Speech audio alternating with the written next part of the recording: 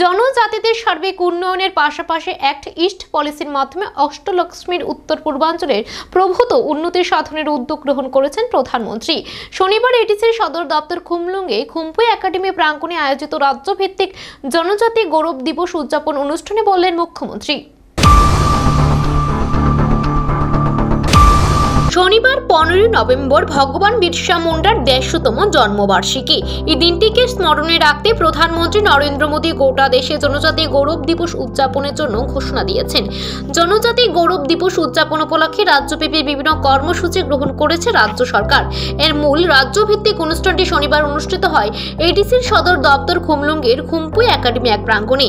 এই অনুষ্ঠানে প্রধান অতিথি হিসেবে উপস্থিত ছিলেন মুখ্যমন্ত্রী অধ্যাপক ডক্টর মানিক সাহা। বিশেষ অতিথি হিসেবে উপস্থিত ছিলেন জনজাতি কল্যাণ মন্ত্রী বিকাশ দেববর্মা, রাজ্যসভার সাংসদ রাজীব ভট্টাচার্য, সাংসদ কৃতি দেবী সিং সহ অন্যান্যরা। এই অনুষ্ঠানে বক্তব্য রাখতে গিয়ে মুখ্যমন্ত্রী বলেন, প্রধানমন্ত্রী নরেন্দ্র মোদী বারবার বলছেন জনজাতিদের উন্নয়ন ছাড়া দেশের উন্নয়ন সম্ভব নয়।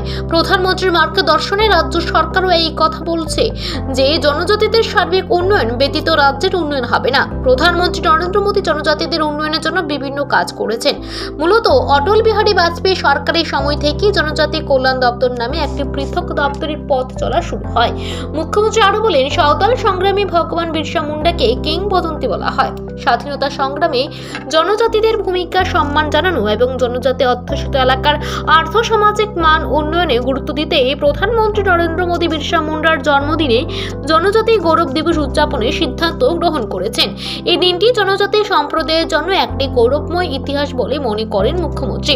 পরে সাংবাদিকদের মুখোমুখি হয়ে মুখ্যমন্ত্রী বলেন, প্রয়াত প্রাক্তন প্রধানমন্ত্রী তথা ভারতরত্ন অটল বিহারী বাজপেয়ীর আগে দেশের জনজাতিরা নজর আন্দাজে ছিলেন।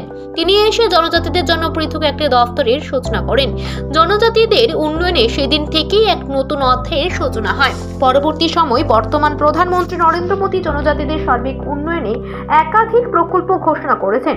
শুধু তাই নয়, এই প্রকল্পগুলি যেন সঠিকভাবে বাস্তবায়িত হয় তার উদ্যোগ গ্রহণ করেছেন।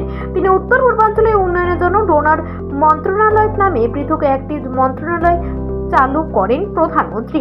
মুখ্যমন্ত্রী বলেন, ডোনার মন্ত্রণালয়ের মাধ্যমে প্রধানমন্ত্রী অস্ট্রল গ্রামীণ উত্তর পূর্বাঞ্চলকে অ্যাক্ট ইস্ট পলিসিতে ব্যাপক উন্নতি সাধন করেছে। যে মাননীয় প্রধানমন্ত্রী জি বারবার বলছেন যে জনজাতিদের উন্নয়ন ছাড়া আমাদের দেশ কোনো অবস্থায় উন্নয়ন হবে না। আমরা ত্রিপুরা সরকার মাননীয় প্রধানমন্ত্রীজির মার্গদর্শনে বারবার আমরা এই কথাটা বলছি যে ত্রিপুরা কখনোই অগ্রগতি হবে না যতক্ষণ ধরে জনজাতিদের উন্নয়ন না হবে। তার জন্য মাননীয় প্রধানমন্ত্রী যে প্রচুর যে বিভিন্ন জনজাতিদের উন্নয়নে অনেক কাজ করেছেন। আপনারা জানেন যে এর আগে